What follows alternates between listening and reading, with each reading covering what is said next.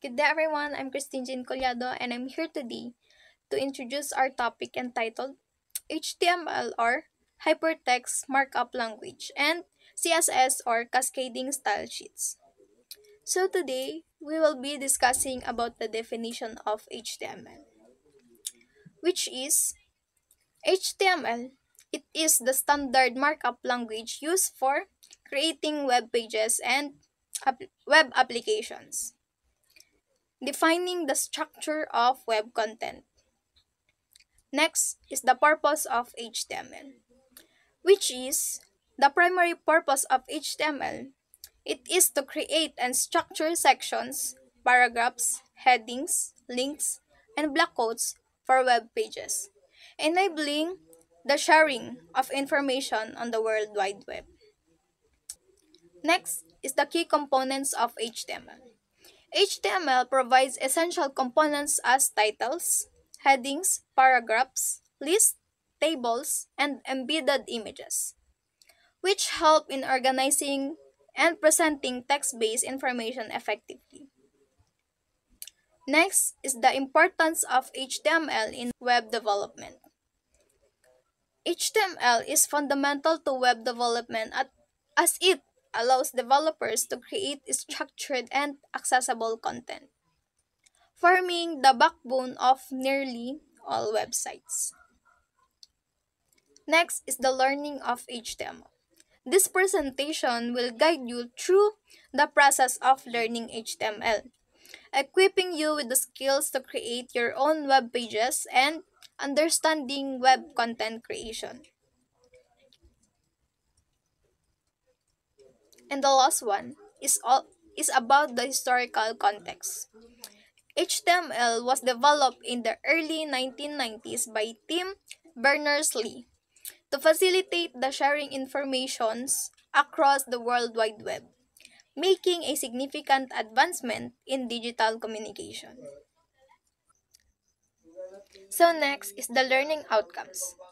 In our learning outcomes, we will be differentiate HTML from CSS, which is the students or the listener will be able to discuss the fundamental differences between HTML, which is used for structuring content on the web, and CSS, which is used for styling that content. Understanding this distinction is crucial for effective web development. Next is the history and purpose of HTML. Students will explore the history of HTML from its exemption in the early 1990s to its current role in web development. They will understand the various purposes of HTML, including how it serves as the backbone of web pages by providing structure and semantic meaning. Next, the three ways to use CSS. Learners will identify and explain the three primary methods for incorporating CSS into web development, like the inline, interline, and external styles sheets. This knowledge will enable them to choose the appropriate method for different scenarios. Next is the understanding CSS properties. So my group mates will discuss various CSS properties and how browsers interpret and apply these styles to HTML elements. This includes an exploration of selectors, declarations, and the box models, which are essential concepts in CSS. Next, create HTML and CSS programs. By the end of the discussion, maybe we will be able to create simple programs using HTML and CSS.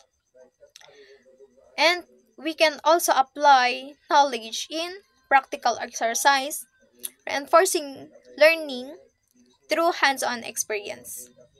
And the last one, evaluating code outputs. We will learn how to evaluate the output of code fragments that use HTML and CSS.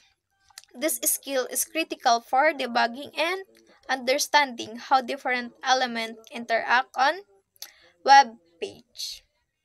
Hi, I am Cesar Aquino Lebas and I will be answering the question, what is HTML? HTML is a code-based language which defines the structure and contents of a web page. It was created by Sir Tim Berners-Lee on 1991 and first released on 1993.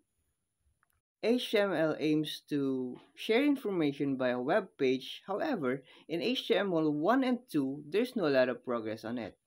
In HTML 3, Dave Roget introduced the features like forms, tablets, and maps, but it significantly slowed the browsing process. On December 1999, they introduced a better version of HTML3, which is the HTML 4.01, and soon become HTML5 on 2012, and that is the version that we still use until today. Next, I would be explaining the components of a simple HTML. First, the HTML, next is the head, and last is the body. HTML is the root element or the main element of a HTML page. It serves as a container of the other elements. Under the head, there is the title and the meta. Title is what we see in the tabs or the browser search bar, and the meta contains the metadata of the HTML document. And lastly, the body. The body is what the visible contents inside the HTML page.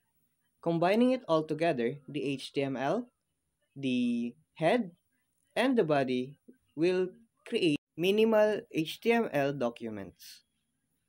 Now let's move on to the web browsers. Web browsers read the HTML code, interpret it using CSS for styling, and JavaScript for interactivity.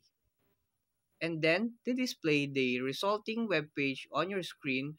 They act as a translator, turning codes into what you see. Hi, I'm Jana Tamayo, and I will be discussing the formatting and structure of HTML. Basic formatting tags. It consists of the headings, paragraphs, links, image, and lists. First is headings. Headings differ from different level of importance in which H1 or heading 1 is the most important and or largest, and H6 or heading 6 is the least important or smallest.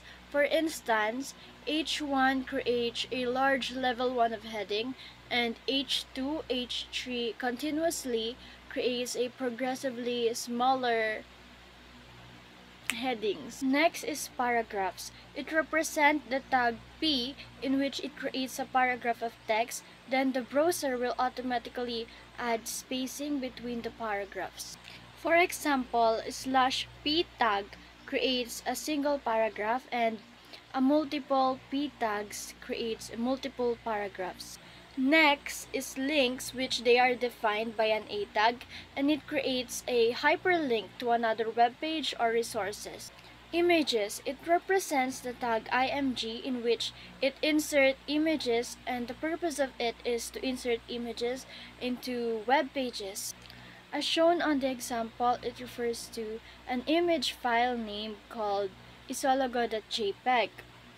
For instance, imgsrc is equal to isologo.jpg, then it will insert the image isologo.jpg into the page. Next is list, in which its tags consist of UL, which is an ordered list or bullet points, OL, which is ordered list or numbered list. LI is list items, and each items on the list is enclosed in LI tags.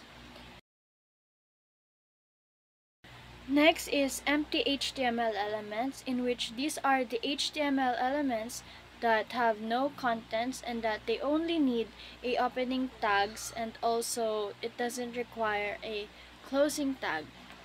as shown on the example, first line BR second line. The BR tag creates a line break between first line and second line without needing a separate closing tag. Next is HTML attributes. So ano nga bang HTML attributes? Attributes provide extra information about HTML elements, and every HTML elements can have attributes. Also, attributes are always written inside the opening tag of an element. So here are some examples. First is href or href, which is the URL of a hyperlink. src, which is the path to an image. alt, which provides alternative text for an image and is also useful for screen readers. Width and height, which is the dimension of an image, and style, it allows the inline styling of an element. Next is HTML comments. HTML comments, the purpose of this is that comments are used to add notes or explanations to your HTML code. They are ignored by web browser and do not appear on the web page. Okay, next is HTML tables. The basic structures uses these tags, which is the table tag, tr tag, th tag, and td tag. The table tag defines the entire table. The tr tag is a table vow. The th tag defines a table header cell, which is typically bold and centered, and a td tag is a standard table data cell. Also, it includes adding borders. Its attributed use is to add borders around table cells. However, the text explicitly states that the border attribute of table tag is not supported in modern HTML5. Next is merging cells. To combine two or more table cells horizontally, use the colspan attribute within a th tag or table header, or td tag, which is table data tag. The value of colspan specifies the number of columns the cell should span. So good morning everyone. So today, I discuss about HTML style. Pero bago ang lahat, ano nga ba ang HTML at CSS? The HTML is a tool to create a website. For easy to understand, HTML is giving instruction to a computer, and the CSS or the cascading style sheet is to change the appearance of HTML element. Okay, let's proceed to the HTML style. The HTML style attribute is used to add style to an element such as color, font, size, at marami pang iba. At dito din sa style attribute ay may kasamang syntax. Ayan, nasa PPT. At yung nakalagay dyan na property and value is tumutukoy siya sa CSS or the cascading style. Yan. Ngayon dumako naman tayo sa HTML background. Background property defines background color for an HTML element. So, ang background color ay tumutukoy sa background color ng page ng website. Kagaya nito, yung kulay orange na yan. Ayan. So, yun, sunod naman is the HTML text color. The color property defines the text color of an HTML element. Ang text color na ito ay tumutukoy sa kulay ng text para sa HTML element tulad ng text na ito. Ayan, yung kulay blue na naka-arrow na yan. You can change the color text of an HTML element using the color property in CSS. Sa CSS kasi may tatlong part yan. First, the inline, internal, and external na madidiscuss mamaya. Sa inline, you can add the color property directly to the HTML element using a style attribute. At sunod naman sa inline is the internal. So, sa internal, you can add the color property in a style tag within the head section of HTML document. And the last one is the external. You can add the color property in an external CSS file and link it to your HTML document.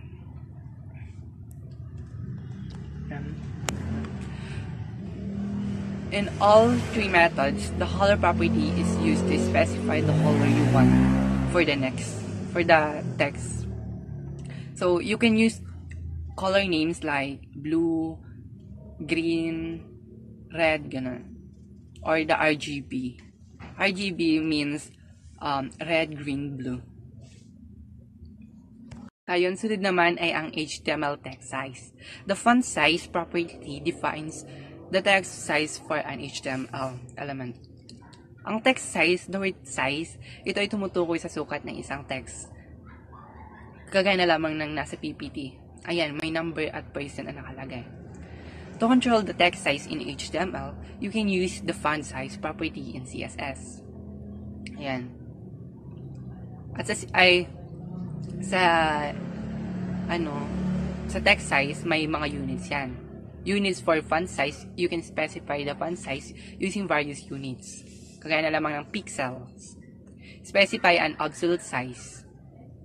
Like yung the sign is px. And next one is ems. Specify a relative size based on the font size of the element parent. And next one, sabi ko kanina yung nasa picture, yung percent. Specify relative size based on the font size of the element parent.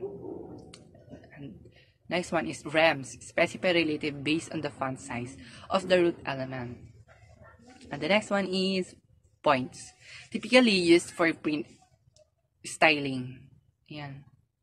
And the last is viewport width. Specify a size relative to the viewport width. Ayan. And yun ang text size. And next one is the HTML text alignment. The text alignment property defines the horizontal text alignment for an HTML element. Ang text alignment ay tumutukoy sa linya ng text kung ito ba ay right, left, sa gitna, kagaya na yan. Ayan. The text align property in HTML and CSS is used to set the horizontal alignment of inline content, like text within a block element. Ayan, ganyan. Left. Align the text to the left edge of the containing. And right is align the text to the right edge of containing. So, para lang siya sa right, left, center, and justify. Justify stretches the text so that each line has equal width, aligning both to the left and right edge except the last line. Ayan. And then next one is HTML table width. To set the width of an HTML table, you can use either the style attribute with CSS or the width attribute directly within the table tab. Ayan.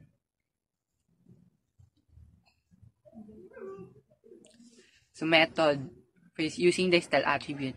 The style attribute allows you to use CSS to set the width of the table.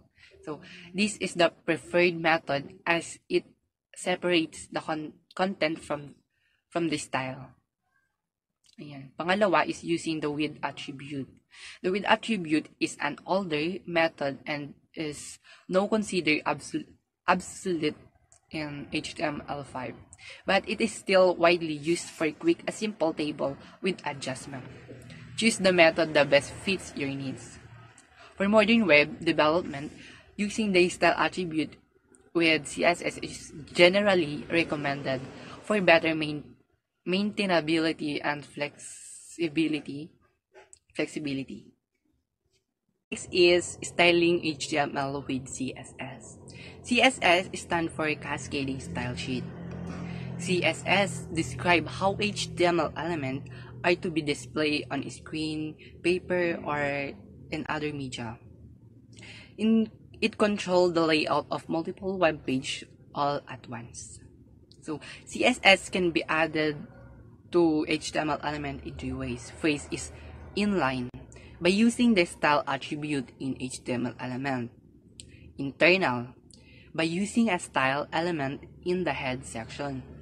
External, by using an external CSS file. So, CSS or Cascading Style Sheet is style sheet language used to describe the presentation of a document written in HTML or XML, while HTML is used to structure content on the web. CSS is used to control the layout, design, and overall appearance of that content, at marami pang iba. The purpose of CSS is separation of concern. CSS allow developers to separate the content HTML from the presentation CSS. This make the HTML cleaner and more focused on the content itself. Next one is consistency. By using CSS, you can ensure a consistent look and feel across multiple web page.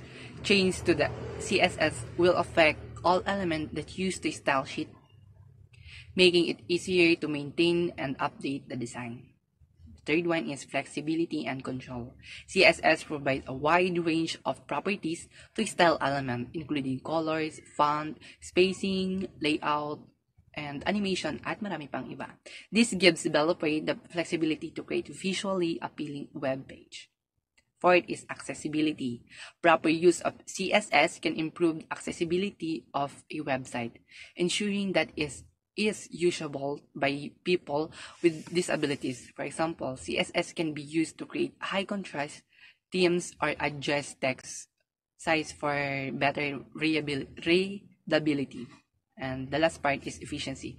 CSS prefer redundancy by avoiding fines, style, and the multiple elements. This can lead to faster load times and more efficient development process. Next one is inline CSS. Inline CSS is a quick way to style individual HTML element directly within the HTML document itself.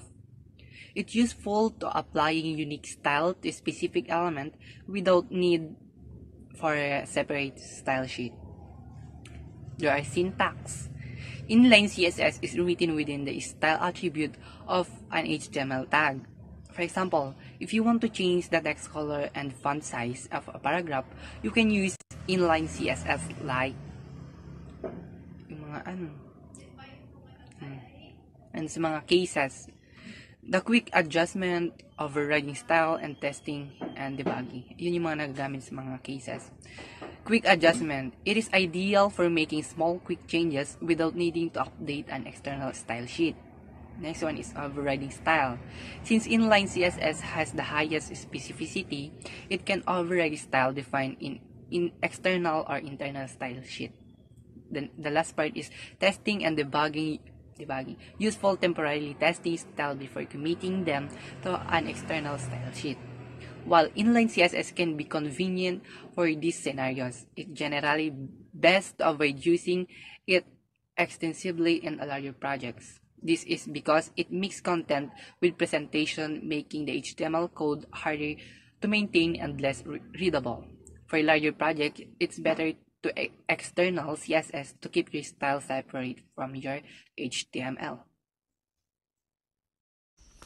Good morning to everyone. I will be discussing the how to use the internal CSS.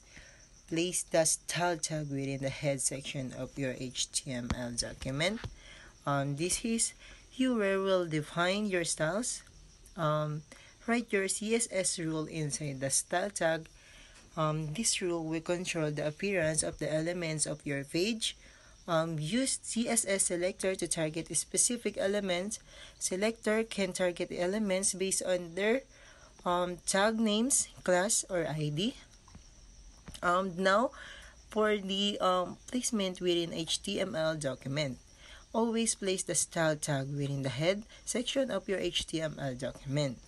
This ensures that the styles are loaded and applied before the content of your page is displayed. And we have the advantage of internal CSS. Simple to implement, it's easy to add and manage style for a single page. Higher specificity, internal CSS overrides external styles for the same elements that specific page. Also, reduces HTTP requests. The browser doesn't need to download separate CSS files, potentially improving page and load times. Also, if we have the advantage of internal CSS, we also have the disadvantage of internal CSS. Repetition. If you have multiple pages with the same style, you will need to repeat the CSS code on each page. Limited reusability, style and specific to the page and cannot be easily shared across multiple times. Increase the file size. HTML files become larger, which means might slight affect page load times.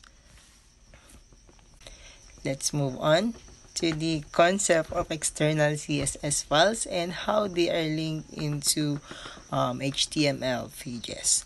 External CSS files separate your style from HTML structure, improving organization and reusability. Concept: CSS files you created a separate files with a .css extension to store your old styles. These files contain CSS rules that define how elements on your web pages should look. HTML link. You link this external CSS file to your HTML document using the link tag within the head section. This establishes a connection between your HTML and CSS files. And now, how to link an external CSS files.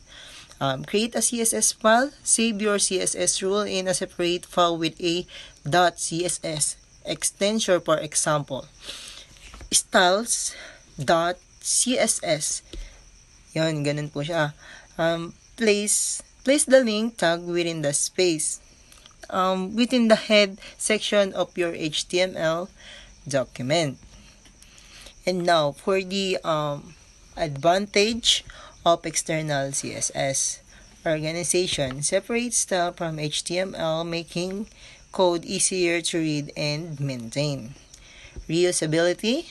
The same CSS file can be linked to multiple HTML pages, ensuring consistent styling across your web page or website. Maintainability. Changes to style only need to be made in one place. The CSS file, making update simpler. Caching. Browser can cache internal CSS files, improving page load times and subsequent visit. Okay. And now, let's talk about the fonts.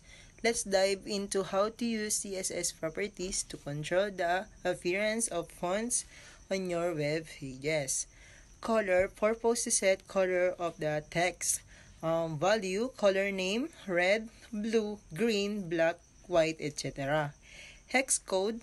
Number sign, F, and 40 is stands for red, and number sign again 40 and F, it stands for blue, and then for green is number sign 008 and 000. That's for green, and marami pang iba. And then for font family purpose, sets the font family for text within an element. You can use multiple font families as a fallback separated by commas.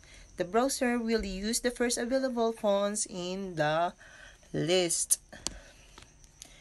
Here the font size sets the size on the text within an element. Unit, we have the pixels or px is yung fixed na size po nito is 16 I think. 16 po siya, pero pwede nyo naman po siyang, ito po yung pixel na to is yung nakabase po siya dun sa text. If lalakihan nyo po siya or lilitan nyo po siya, and yung 16 po na yun is pwede nyo rin po siyang babaan. Gusto nyo pong yung text niya is lumiit, and then pwede nyo po siyang lakihan if gusto nyo rin po na mas malaking text. And then yung EM naman po is, standard form naman po nito is 1. That 1 is equivalent to 100. But if you change that 1.1, that is equivalent to 110. And then if you change it in 0.5, of course 50% lang po siya.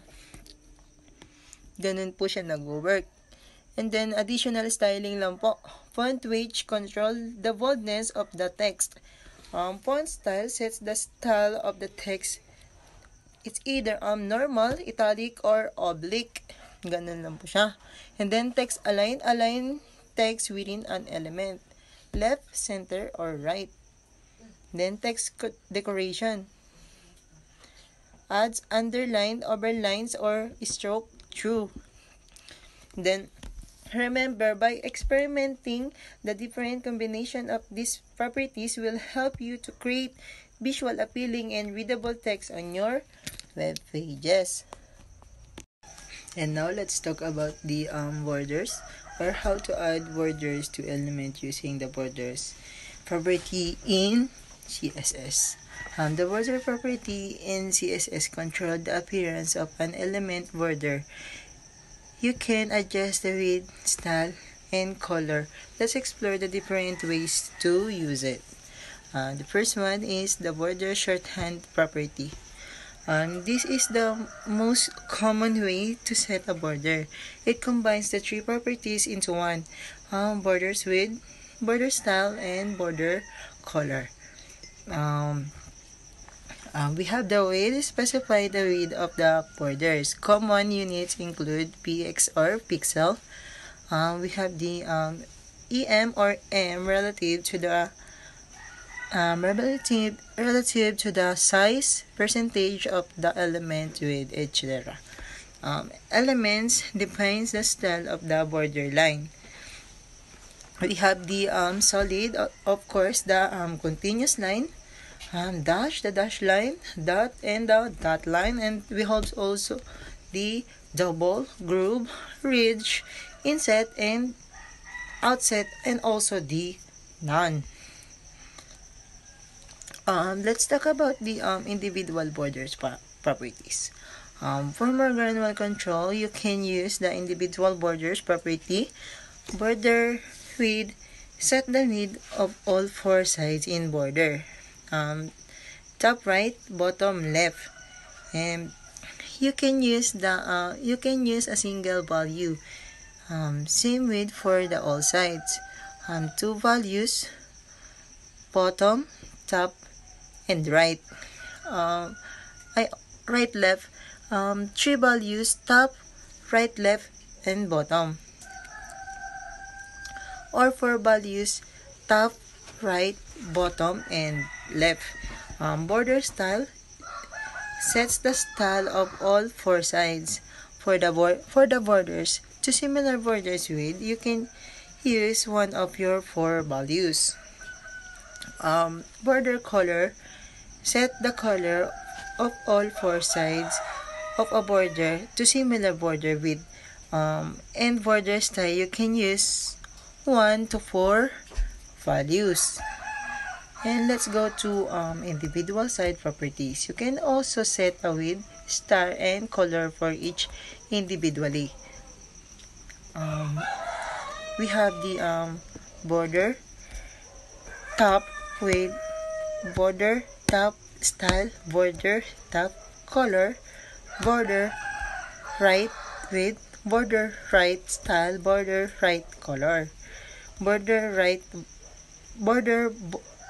bottom with border bottom style, border bottom color, and border bottom left with border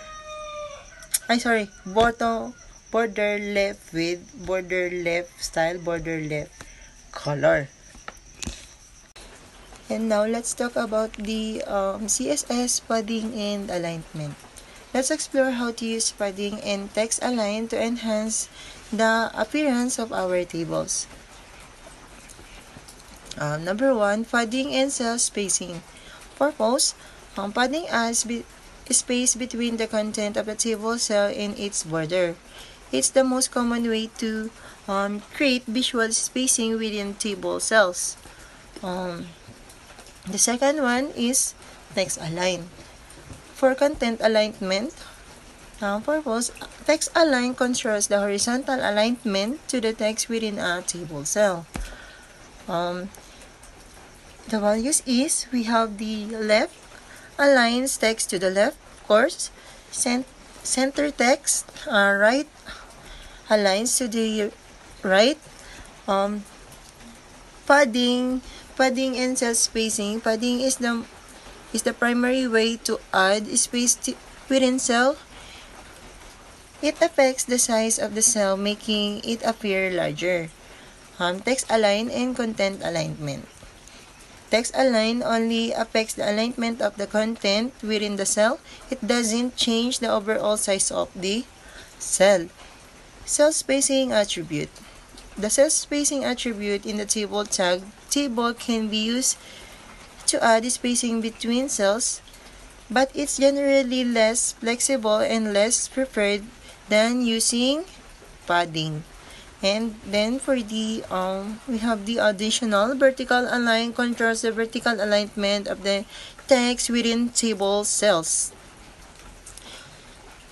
Borders adds border around the table cell for visual separation. Background color sets the background color of table cells. By combining padding, text align, and other CSS properties, you can create a visually appealing and well-structured table for your web pages. And I think that's the all. Yeah, that's the all for our topic. And yeah, thank you.